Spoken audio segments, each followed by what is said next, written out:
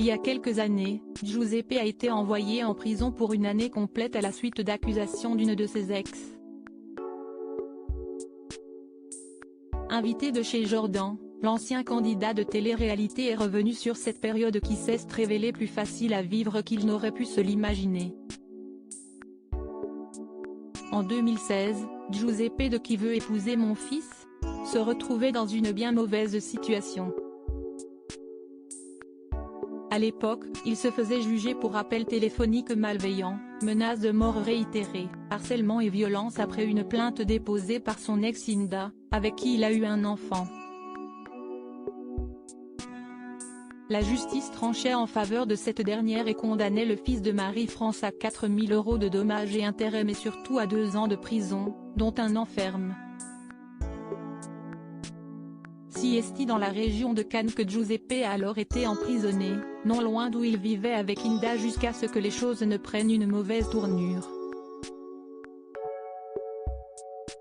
Lors de son passage dans l'émission chez Jordan, Giuseppe a accepté de revenir sur cette période et a même reconnu avoir bel et bien harcelé son ex. D'après lui, il lui aurait en effet passé plus de 700 coups de fil. Quand on s'engueulait et qu'elle me mettait dehors, j'étais à la rue donc j'appelais et j'harcelais, a-t-il avoué. En revanche, l'homme de 52 ans nie en bloc les accusations de violence. C'est sa copine qui dit ça, jamais de la vie je ne mettrai la main sur la mère de mes enfants. Et sa copine, je ne la connais ni d'Adam ni d'Ève, a-t-il assuré. Giuseppe s'est ensuite épanché sur son expérience en prison qu'il a apparemment très bien vécue. On va se parler franchement, quand vous venez de la région parisienne, Mantes-la-Jolie, Les Mureaux, Saint-Denis, Trappes. À Cannes ce n'est pas le même calibre. On n'a pas les mêmes voyous. Donc ça a été plus facile pour moi de m'adapter, a-t-il expliqué à Jordan de Luxe. Pour que son séjour derrière les barreaux se passe le mieux possible, Giuseppe a même réussi à convaincre le directeur de la prison de le placer avec un codétenu et de lui éviter les pointeurs, surnom pour les violeurs.